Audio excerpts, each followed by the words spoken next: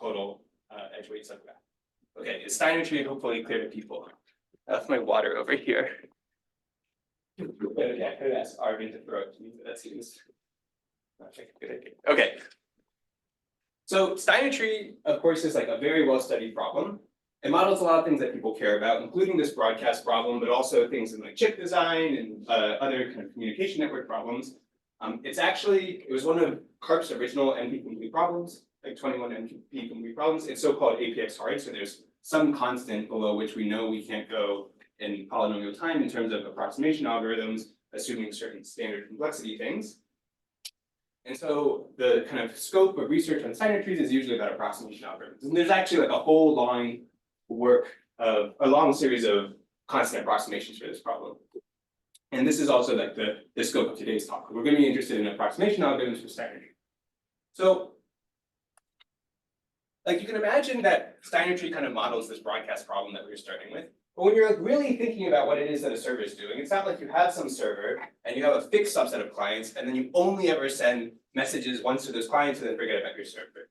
You know, like in reality, we might reasonably imagine that different clients arrive over time and then we want to broadcast those clients. So, you know, some new clients might arrive. You might say compute another solution, which is really just a Steiner tree. So new clients might arrive. You might compute a new solution for them, which is really just a Steiner tree.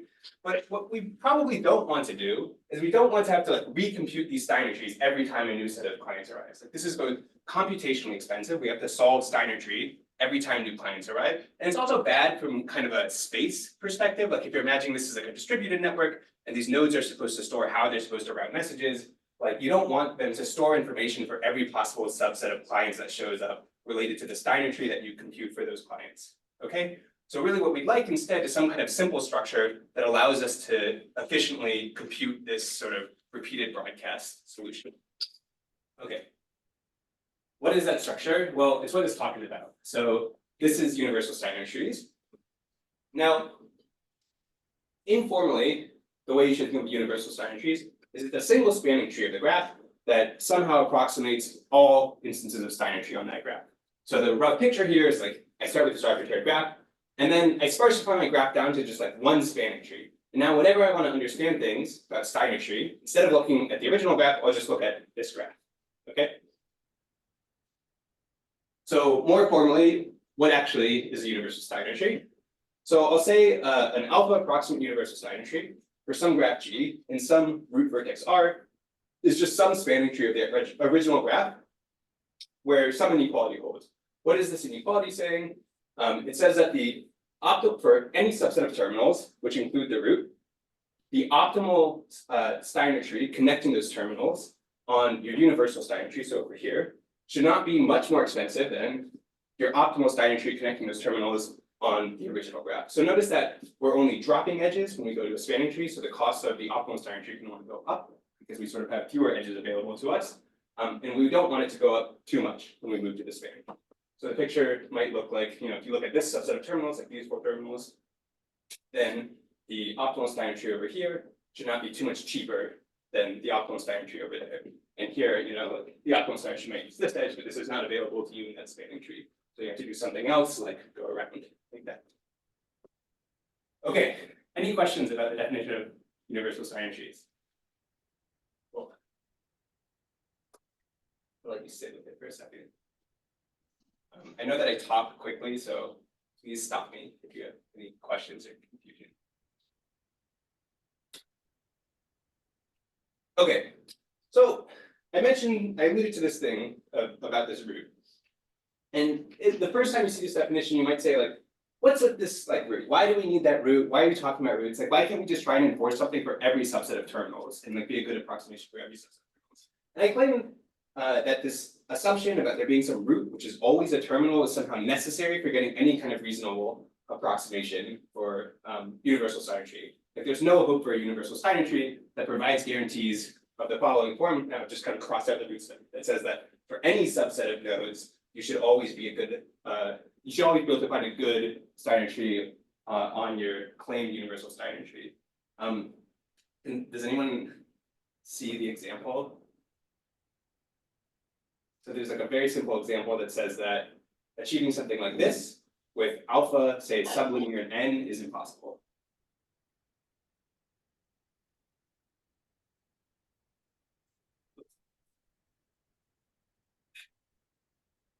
So I claim that like a cycle tells you that somehow this root assumption is necessary. Namely, think about a cycle, and suppose I wanted to try and provide guarantees of this form. Any universal Steiner tree is just a spanning tree of a cycle, up to like rotation and symmetry. This is what that spanning tree looks like.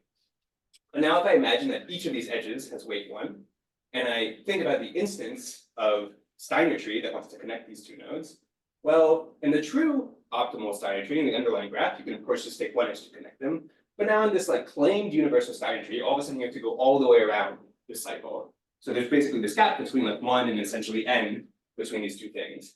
But if I instead assume that like one node is always the root, I can basically take as my universal Steiner tree the spanning tree which leaves out the edge, which is sort of opposite that root. So like if this was the root, then this would be a good universal Steiner tree. And you can maybe convince yourself of that offline. So what happens if you allow a distribution on trees, like in tree graph? Yeah, well, so it depends what you mean by distribution on trees. So there's some sense in which you can get something that looks exactly like this from tree embeddings. Namely, if you're allowed to sort of get a distribution on trees where you can collate the trees together, like take some edges from this tree, take some edges from that tree, and so on, then just take like log n spanning trees, and you can argue it'll work. Like it'll be a good approximate, not universal Steiner tree, but yeah. The other question of like maybe I want a distribution on trees forced to work within a single tree, not sure. Maybe an interesting question. I haven't thought about it that hard. Yeah, I'm not sure. Like you can always like there are these things called Ramsey tree embeddings, which are kind of like tree embeddings, but for subsets of nodes that provide deterministic guarantees. And there, if you take a bunch of those, again, it kind of depends on what exactly the definition is of how you can stick the trees back together. But you can get some stuff that looks close to what you're saying. So I have to think about whether or not you can. But I think like the interesting thing here is usually when providing these kinds of guarantees, we're used to trying to do things in a randomized way like this. But here I'm trying to do something very strong. I just want a deterministic single spanning tree that provides good guarantees for exponentially many terms. Okay, so returning to this cycle example, the point is that if you want a universal Steiner tree with alpha little of n, you better assume something about the terminals. Namely, there should be some vertex that you call the root, which is always a terminal. So hopefully this gives you a sense of like what's interesting about this and non-trivial and why this kind of like root assumption is necessary. Okay, now what's known about universal Steiner trees? Oh, sorry, actually, before I say that, just returning to this repeated broadcast thing, now the point is like, well, if I sparsify my graph down to a universal Steiner tree, the client set shows up, all of a sudden it becomes trivial to compute the optimal Steiner tree. It's just the minimal subgraph containing those things. And it's also very easy for nodes to figure out how to forward messages. So nodes show up, and you can just each time take the edge minimal subgraph, connecting all those nodes to connect them. So like repeatedly computing Steiner trees all of a sudden is trivial. So I told you all this story about universal Steiner trees as being this nice abstraction for repeated broadcast. I want to provide a little bit more motivation. I think they're kind of interesting because they tell you something about the intrinsic complexity of Steiner tree. Like the structure of Steiner trees in some sense up to approximation is not that complicated. It's well captured by just like one tree.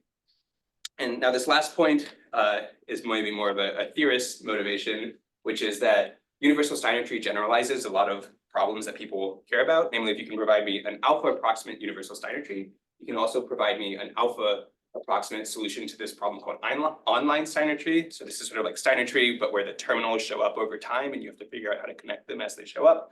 There's a generalization of this called oblivious Steiner tree, and the H here is actually Muhammad, but who is not here. But point being that even people here, care about what are essentially special cases of universal Steiner tree. And so if you're like looking at this picture, you might say like, well, there's a log in there, there's a log squared there. Like, what's the deal with universal Steiner tree? Can we get, say, something polylogarithmic? So what's known? Well, here's alpha. Let me kind of like plot the landscape of approximation factors for universal Steiner tree. So we have this log n lower bound on alpha, and this is basically just immediately inherited from this online Steiner tree problem on the previous slide.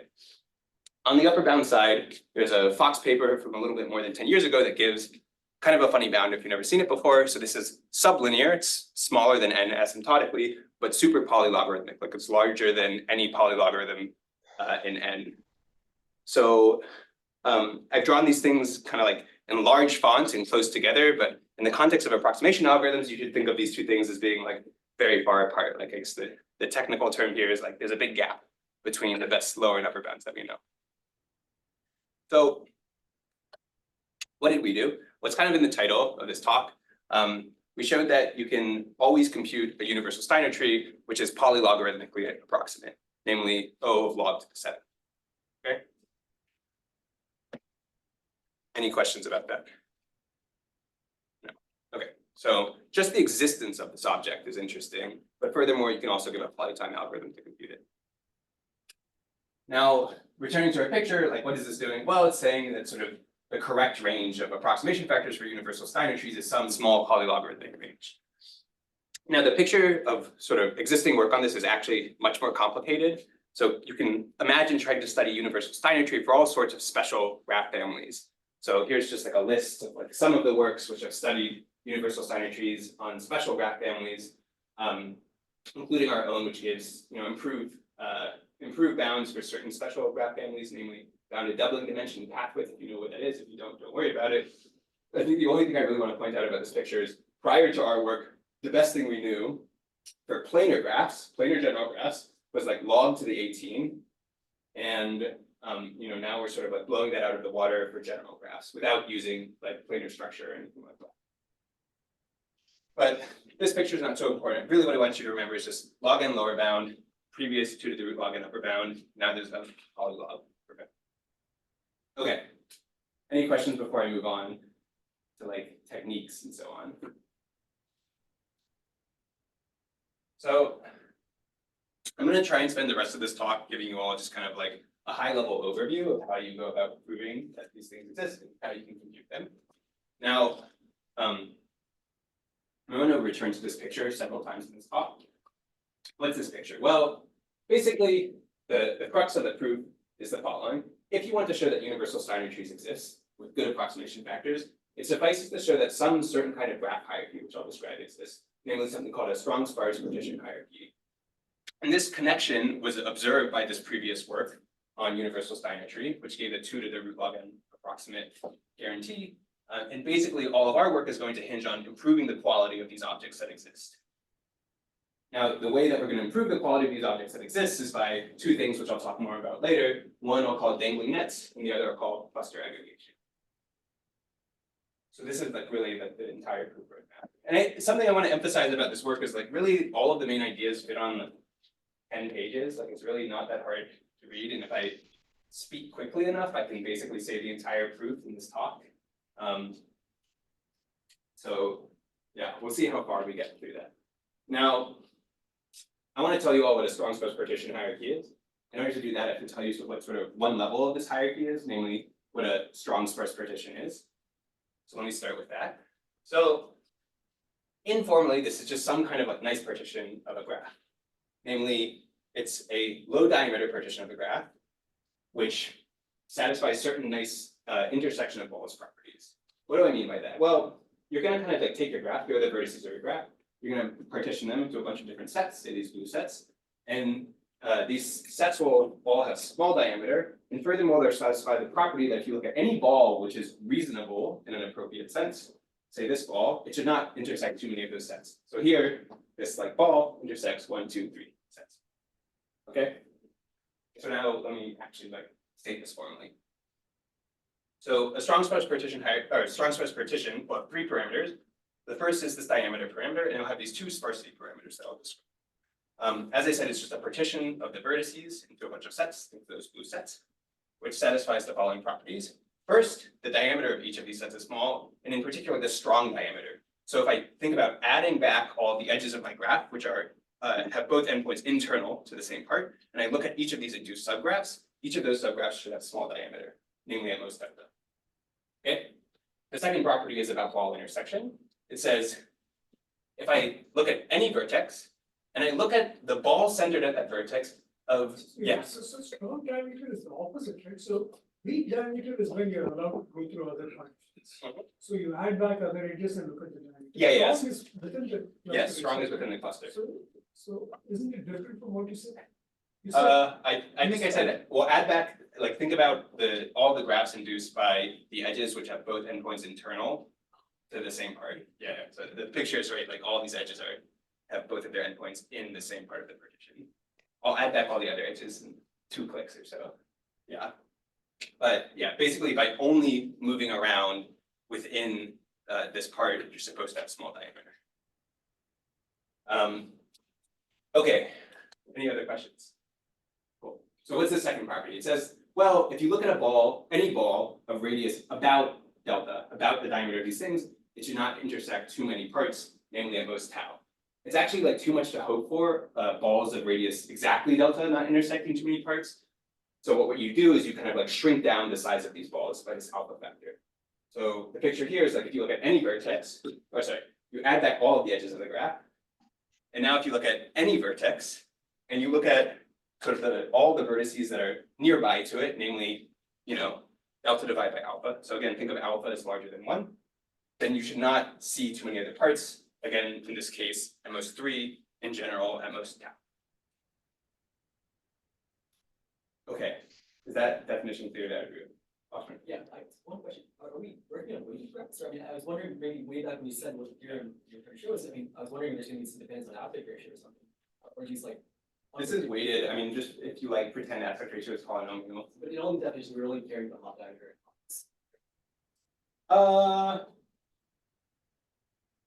Wait, this all work for weighted. It will work. It all work for weighted, yeah. At least with polynomial aspect ratio.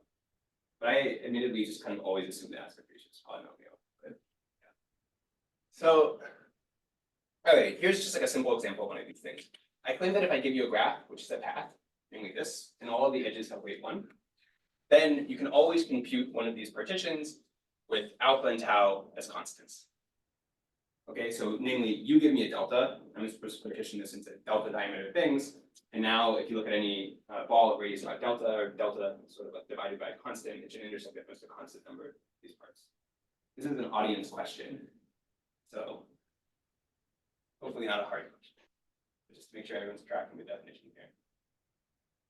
Just keep picking data about this. Yeah, so let's just like take contiguous subpaths, each of diameter delta.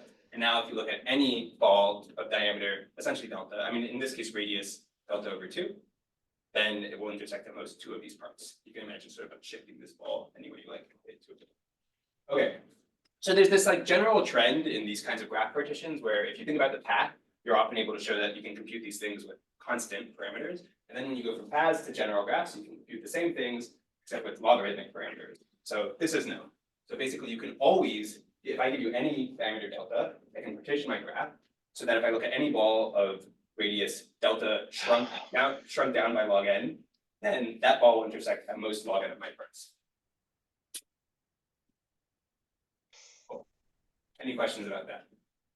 Yeah, some reaction.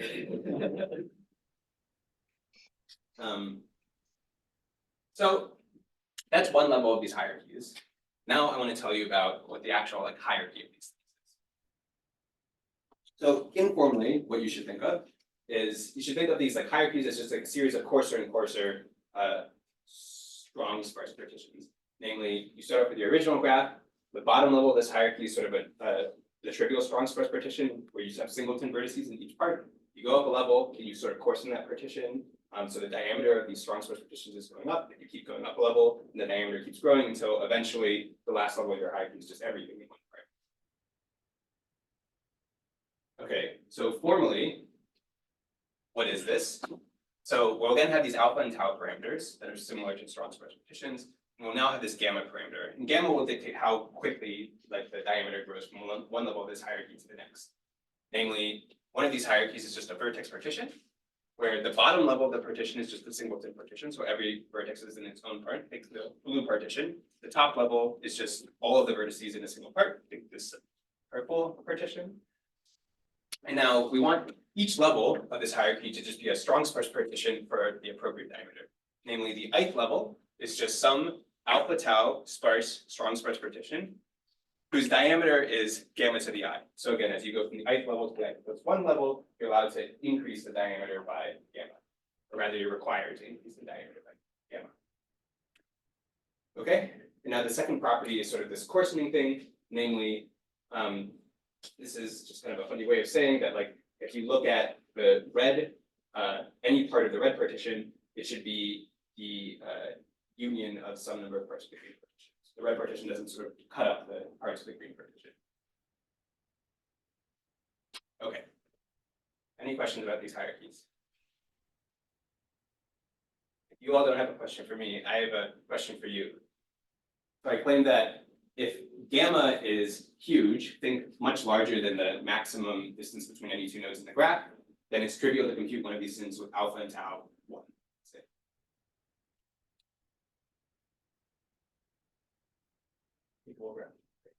Well, I mean, the bottom level of the hierarchy is, I mean, basically take the whole graph. So, yeah, I mean, take like a 2-level version of this hierarchy. So you start off with the trivial partition. Now as your diameter has grown huge, so now you can just move to the other trivial partition, it's everything in one part.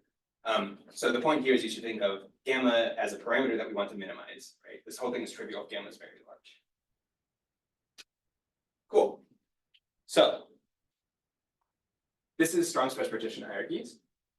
What's known about these? Well, I mentioned this connection between these hierarchies and universal Steiner tree.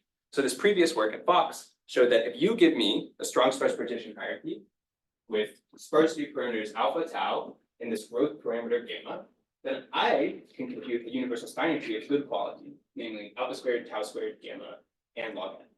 Okay. So the picture here is like start with your hierarchy and you can produce from it a universal Steiner tree. Now, this previous work showed, well, you can always compute one of these hierarchies with parameters 2 to the root log n. And what does this mean? Well, then you get 2 to the root log n approximate universal Steiner trees. And that's basically how the previous work works. What did we do? Well, we showed that you can compute one of these hierarchies with parameters polylogarithmic, namely alpha and tau are log n, gamma is log squared n. And something that's maybe worth noting here is I mentioned this result in general graphs for single strong sparse partition. So not a hierarchy of them, but sort of like one level of that. We know alpha and tau equal to log n. So now the hierarchy in that sense kind of matches what we know on the non-hierarchical version of this, like the one level version of this. The alpha and tau parameters match, the gamma parameters log squared. For the one level version of these partition, alpha and tau equal to log n is actually typed. Like you can't improve it. There's just graphs where you can't have alpha little o of log n and tau of like beta of log n, let's say, or o of log n. But the gamma parameters may be the same. So returning to our picture, I told you all about sort of this part and this arrow. So we're just going to show that these good hierarchies exist, and that'll give us good universal Steiner trees. So now the question is just, how do we show good hierarchies exist? In 28 minutes. So here's just like a very basic idea. I'm going to build one of these hierarchies in a bottom-up way.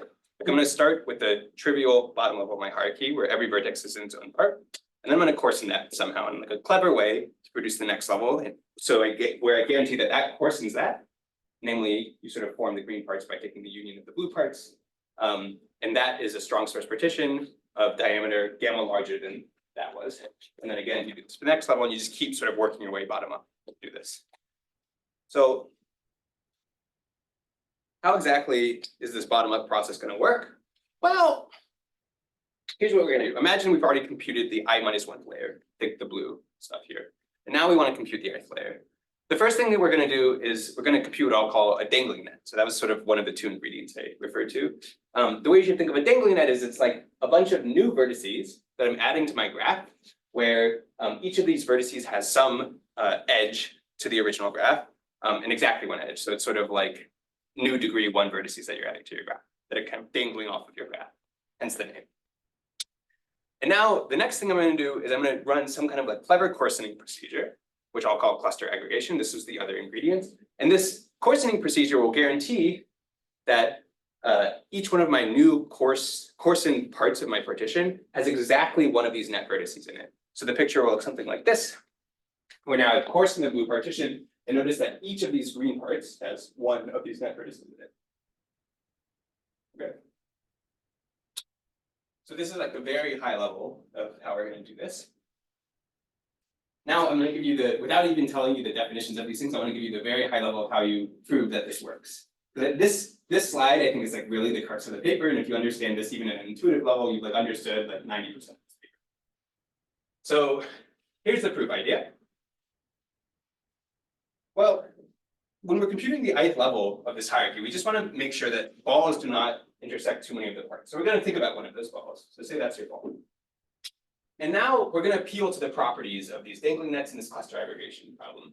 Namely, cluster aggregation will guarantee to us that if you look at any vertex in this ball, and you look at the part to which it gets aggregated into, the green part that it ends up in, the one net vertex corresponding to that green part is not that far from that vertex. Okay, so in other words, basically what you can do is you can draw this like radius around this red ball that you care about, which is sort of like your sense of nearby. And now any vertex in this red ball, it will get clustered to the cluster, like the green cluster of either that net vertex, or that net vertex. Okay. Is that clear? Yeah, okay. Now, why is this useful? Well, these dangling nets will guarantee for us the following fact, namely, there are never that many nearby net vertices. So if you look at this kind of like ball of nearbyness, there aren't that many of these dangling net vertices, in this case 3, yes. How were the dangling net vertices chosen again, or was there some? I'll get to that, yeah, yeah, smartly. Exponential clocks or something, which is a thing that people, some subset of the people here know and care about it. So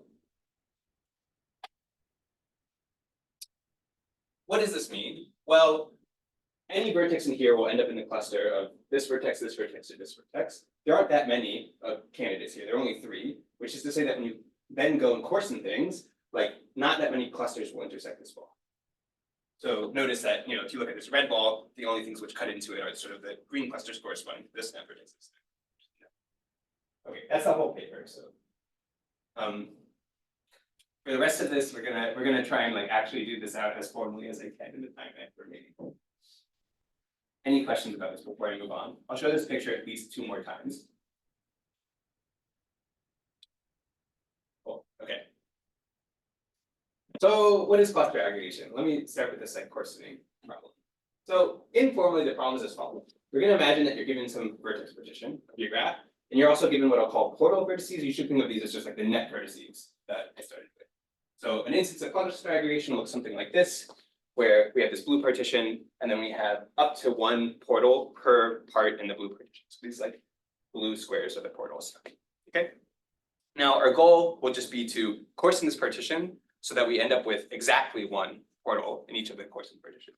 So we started off, and there were these. Notice that each of the blue parts had either 0 or 1 portal. Notice that each of the green parts have exactly 1 portal. Okay. And now our goal will be the following. We'll want to guarantee that every vertex has, it will have a 1 portal in its coarsened part. That portal should be like relatively close to that vertex. So for instance, if you look at this vertex, this was maybe its closest portal originally. It's just like right there. But then when you look at the coarsened part, that's now the portal in its coarsened part. And we just want to make sure that this kind of like red distance is not much more than this green distance. Okay. I'm going to do this formally now. So what is cluster aggregation? We have a graph, we have a subset of portals, where we're going to imagine that each of these parts of the partition, we have a graph, we have portals, we have a vertex partition. We're going to imagine that each of the parts of this partition have diameter at most delta. So for instance, delta is at most 1 in this instance of cluster aggregation. And furthermore, we'll have either 0 or 1 portal in each part of the partition. Okay. Now, what's a solution? Well, we'll say a solution is going to be a coarsening of this partition, and we'll say that it has beta distortion if it guarantees that every coarsened part has exactly 1 portal in it. And this kind of funny thing, namely, if you look at a vertex and you look at the distance of that vertex to the 1 portal in its coarsened part, that's what this is notating, that should not be that much more than its distance to the its nearest portal just in the original. Okay, what does much more mean here? Well, we're going to kind of measure the quality of our solution in units of delta, where delta is the diameter of the parts of this partition, and how many units is beta? That's like the beta distortion. So we're doing something kind of funny here where we're measuring distortion additively, which is maybe is a somewhat unusual thing for a problem like this. So for this problem, like this is a feasible solution. I claim that this has distortion, i.e. beta of 2. Namely, if you look at this vertex, and you can do this for all the vertices, but look at this vertex, if all these edges have weight 1, its nearest portal was distance 1. But in its coarsened part, it has to go, instead of 1, it goes 1, 2, 3. Okay? And now, since I've chosen this so that delta is 1, so that 3 minus 1 is 2. That's the distortion. Okay, any questions about this problem? Yes? So sorry, the portal vertices here are the same as the dangling networks? They will in the end, but basically, other people have studied this problem before and they call it portals, so like we have to call it portals, but yeah, it's the same. And like I've drawn it in a way where, you know, these are not degree 1 vertices, but for the instances that we have to solve, they will be degree 1 vertices. Any other questions? Cool. Okay. And yeah, our goal would just be to minimize this distortion beta. So like usually when you define a problem and you talk about distortion, you think of this as being something larger than 1. Like usually distortion is not something that can be smaller than 1. And I claim that kind of holds for this problem. Namely, there's a simple example that shows that in general you can't hope for distortion better than 1. I'll let you all think for a moment. That example might look.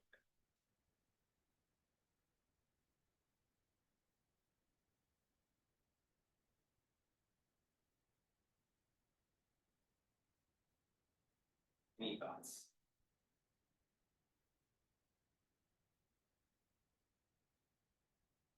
So here's an example, which I claim demonstrates that distortion is always at least 1. So here, maybe think of these edges as having weight 1, and this being like some delta, so that's a much larger than really any delta.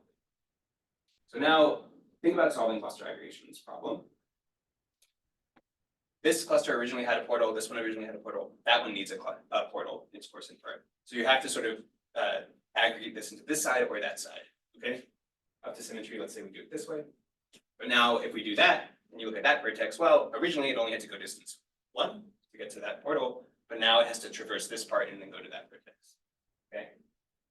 So this is just demonstrating that in general, the best you can hope for is beta greater than or equal to 1. Cool. So what did we do? Well, we showed you can always get beta like log n. And it's a kind of cute thing. I won't really talk about it today. It's some cute randomized kind of like I don't know, geometric ball rolling type thing.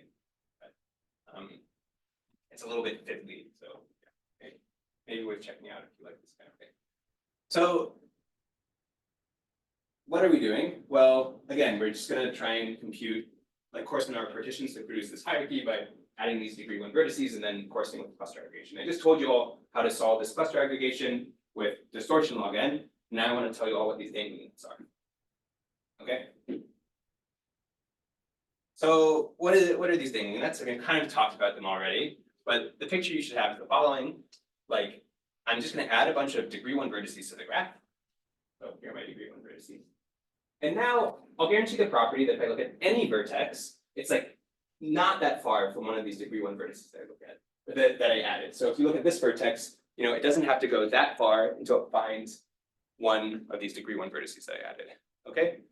Furthermore, if I explore a little bit further than its distance to its closest net vertex, so I sort of push out this frontier a bit, it shouldn't find very many new net vertices. So in this case, you know, it has to go some distance to get to this net vertex, and if it explores a bit further out in terms of like distance, then it only finds like 2 more things, okay?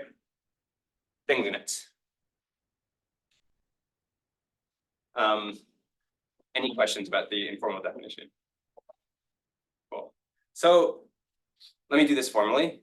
And this is kind of, I don't know, it's I think a cool graph object. It's non-trivial that it exists. It's kind of strange that it exists. And we'll see why this is actually kind of the right definition.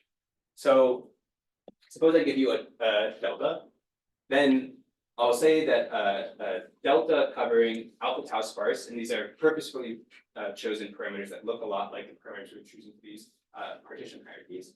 Alpha tau sparse dangling net is just some subset of new vertices. This is me notating that these are vertices vertices that were not originally in the graph, and some weighted matching of those vertices to the original graph, which satisfy, so it looks like this, namely they're just new degree 1 vertices, which satisfies the following property. If you look at any vertex v, then the total distance it has to explore in the graph with the net to find one of these net vertices is at most delta.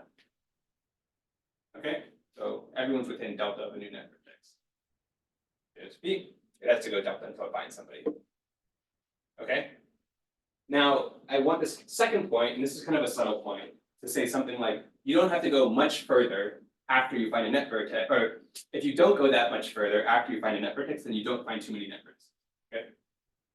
In particular, I'm going to look at all of the net vertices whose distances from vertex v is basically the distance of v to its nearest net vertex plus an extra delta divided by alpha. And the number of such vertices that I find should be at most tau. Okay, so the picture here is you have this vertex v. It had to explore some distance until it found that vertex.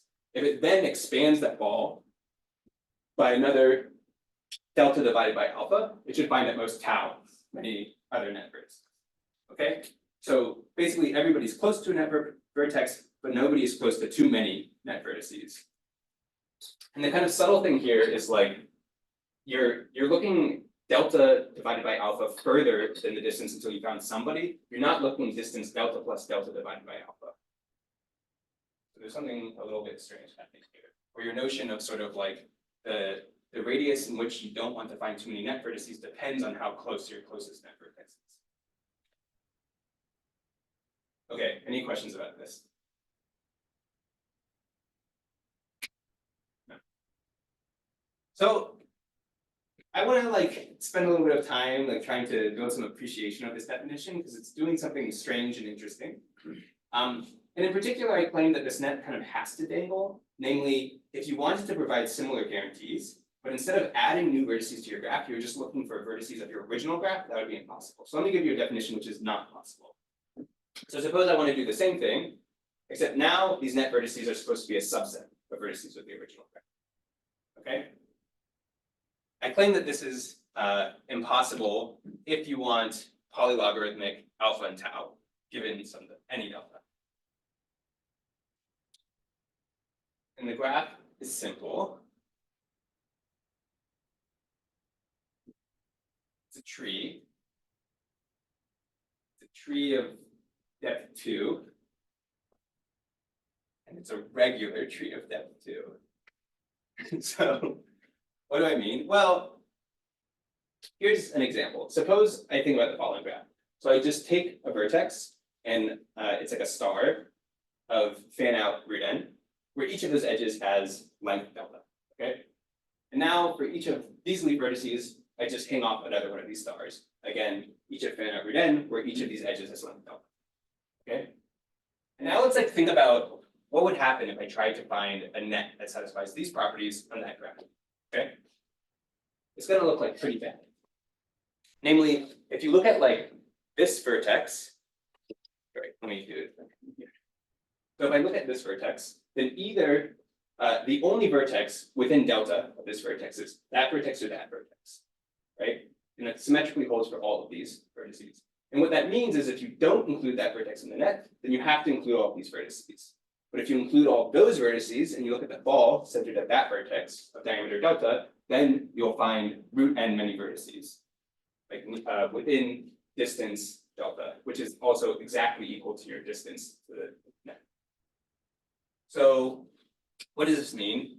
It means that if you want tau to be sub root n, then you better not choose that vertex. The same symmetrically holds for all of these vertices. So you have to do something like that. But then again, you look at the ball of radius delta centered at the top, and then you can find root n vertices. And I actually believe that root n is sort of the right answer in terms of the best tau achievable in its definition. Right? You can prove that it's always possible. So the point here is that if you want tau to be sub root n, it better be the case that you include this in your definition that these new net vertices are degree 1 vertices that weren't in your graph before. It can't just be a subset of vertices in the original graph. Does anybody see, like, if I switch my definition back, how I can solve this example, namely how I can find a collection of new degree 1 vertices so that everybody has distance delta to that new collection. And if you explore out a further delta over alpha for, let's say, like small alpha, then you shouldn't find that many net vertices.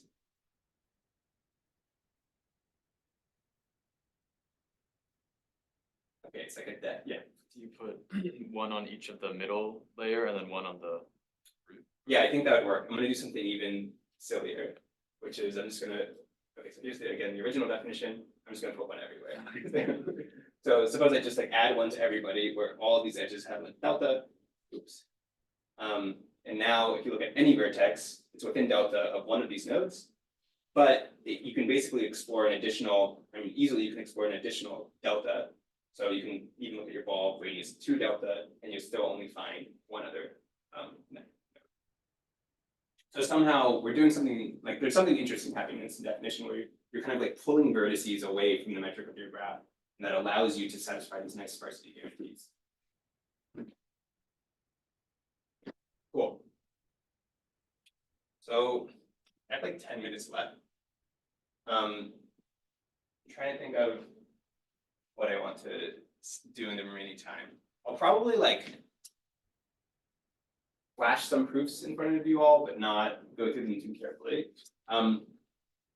Here's what I want to finish, just to finish up with thinking, that's what can you show? Well, if you give me delta, then I can always compute an alpha tau sparse dangling net with parameters of log n. And this is something that's like sort of implicit in this paper, but not really, but like the proof is very similar, so I don't know exactly how to credit it.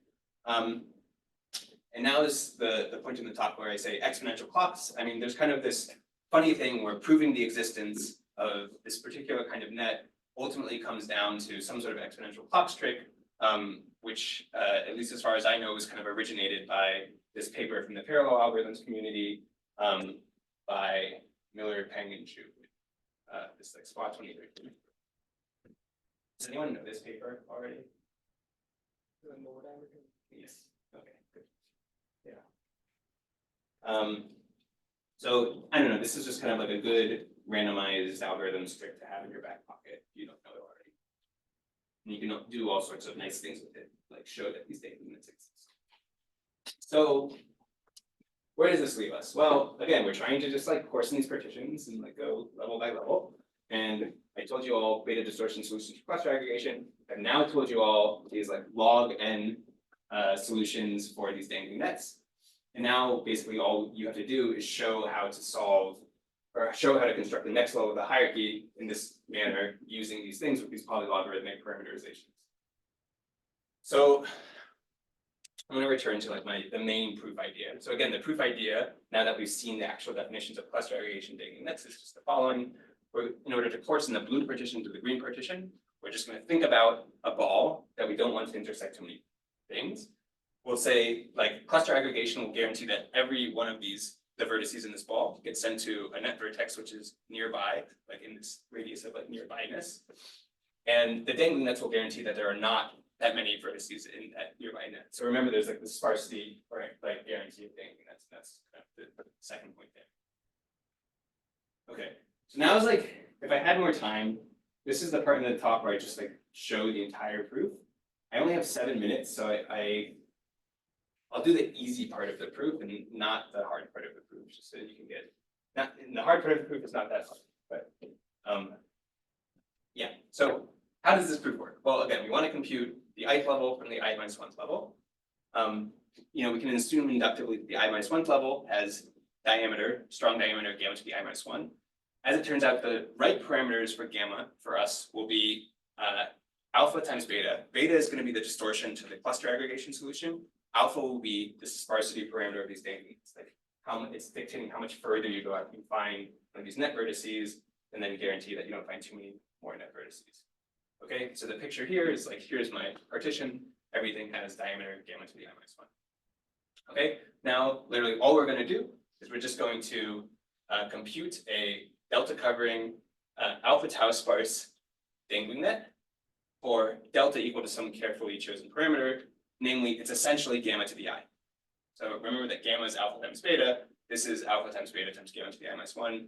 It's not exactly because I'm hiding the constants. Okay, so there's my dangling net. Now all I do is I just let the next level of my hierarchy be my solution to cluster aggregation, or I use as my portals the net vertices. Okay. So, like, why should we think this works?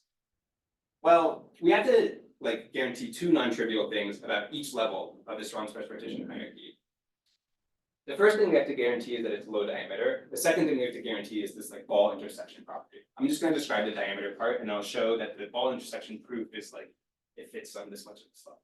Okay, so how can we understand the diameter of this new thing? Well, remember that the dangling nets guarantee that everybody is close to some net vertex. So if I think about any vertex, say this vertex, there's some net vertex that is distance at most delta from that vertex. But that vertex did not necessarily get sent to that net vertex in like the coarsening. In particular, in this case, it got sent to that one.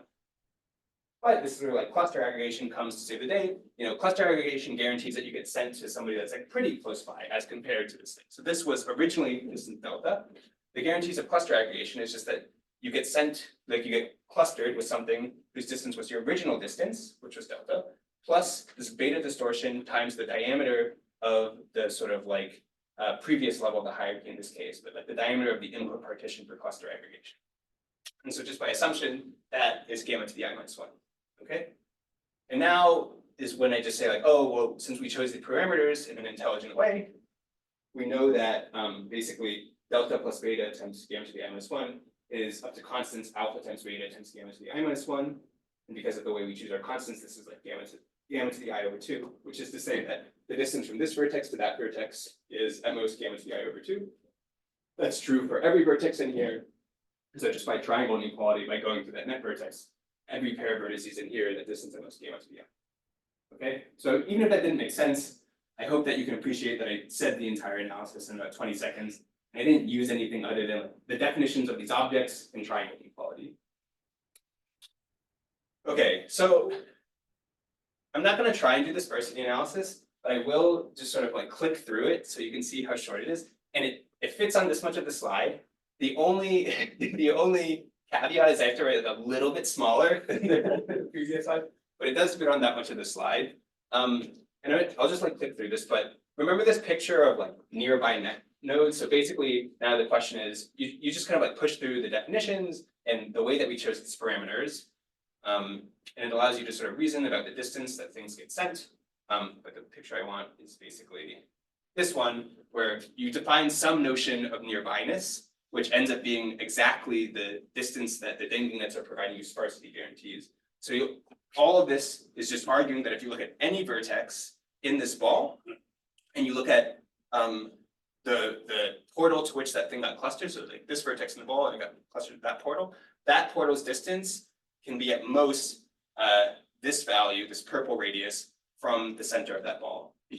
Okay, so again, if you look at any vertex in this ball, say this vertex U, you look at the portal to which it got aggregated, namely this one here, then the distance between that portal and the center of that ball V is at most this distance. Okay, and hopefully this distance looks familiar. This distance is exactly what dangling nets provided sparsity guarantees about, namely dangling nets told us that there are most tau many dangling net vertices within this radius.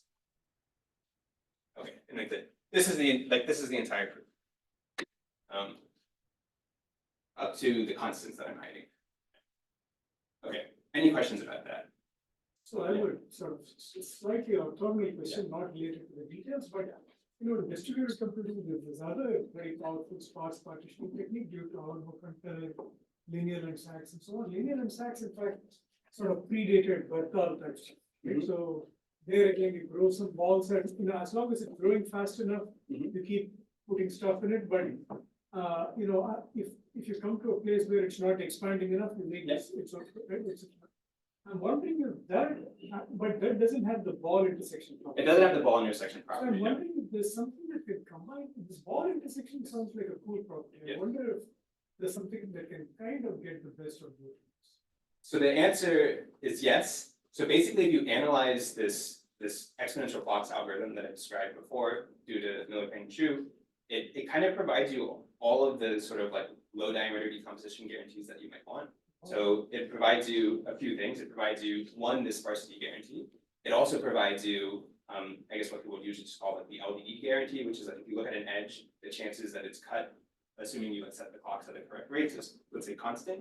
And it also provides you what I'll call the padding guarantee, which is like if you look at a ball that is the diameter of one of these parts of your partition shrunk down by log n, then with constant probability, it's fully contained in one of these things. And you can kind of think of this like log n guarantee as this padding guarantee, except extended to like non-constant probability, right? Like at least the way I conceptualize of it is like with constant probability, your ball is fully contained in one of the parts of the partition.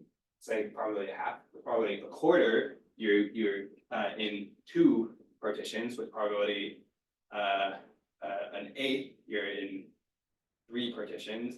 And then with high probability, for keep doing this, with high probability, you're in log n partitions. Yeah. So actually, like all of these things are very closely related. The thing you described is more like ball carvings, I guess is usually what people call them. And depending on how exactly you set it up, I mean, you can also guarantee that this exponential clock sum will also give you ball carving like guarantees, not deterministically, of course, but yeah. Cool. Oh, and actually, well, one thing I want to say, so this cluster aggregation solution, you can actually think of it's like some improved randomized version of this more deterministic ball carving techniques somehow. But I mean, I don't know how to describe that. But it has randomness in it, so maybe. So linear and Sachs is also exponential clock. So how Okay, was yeah. deterministic? Oh, okay, It runs yeah. in sequential polynomial Yes. time. Linear Sachs, grows a ball according to the radius according to the exponential. Yeah. That's- So okay, I don't know which one is which. I'm assuming the linear and Sachs one is the sequential one though, where you basically start at a vertex and then exponentially grow You these. can make it distributed, but you Okay. think of it as sequential. So I mean, the one. So there's this one, like you can also think of it as like start at a vertex and then just like do a geometric, like literally flip a geometric until you stop. And this like NPX result is kind of that, but parallelizable. Like you can sort of like have everyone row their geometrics all at once using exponential clocks. That's how I think of it. Yeah. And I don't think linear and Sachs should give you that. Otherwise, we would have known parallel algorithms for logarithmic decompositions like way back, which is a more recent thing. Yeah, I don't know. I can never keep straight whose names are attached to which objects. Cool. Okay, so I'm slightly over time. Again, this is like the picture I really want you to remember. This is like the whole group. And if you remember this, you could probably like reconstruct this whole yourself. This and the definitions of these objects. Basically, if you formalize this argument on the previous slide, you can show that if you can always compute a good dangling net, you can always solve cluster aggregation with good distortion, then you can construct one of these hierarchies with good parameters. That's all this theorem is saying.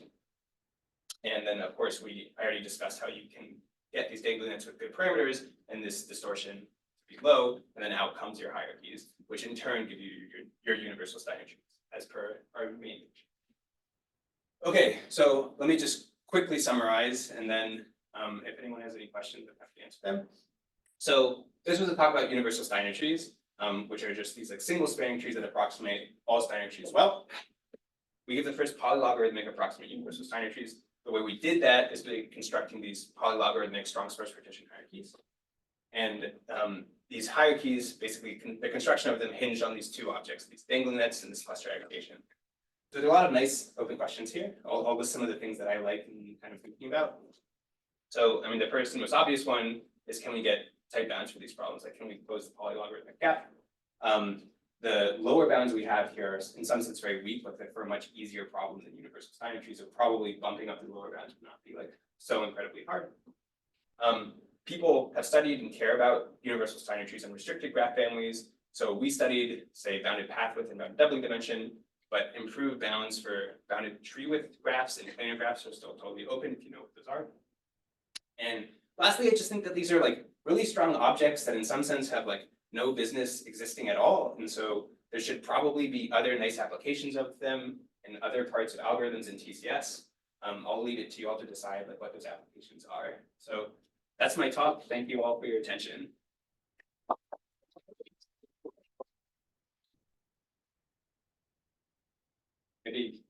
one question or something. I don't want to keep you all too long. There've been questions throughout too.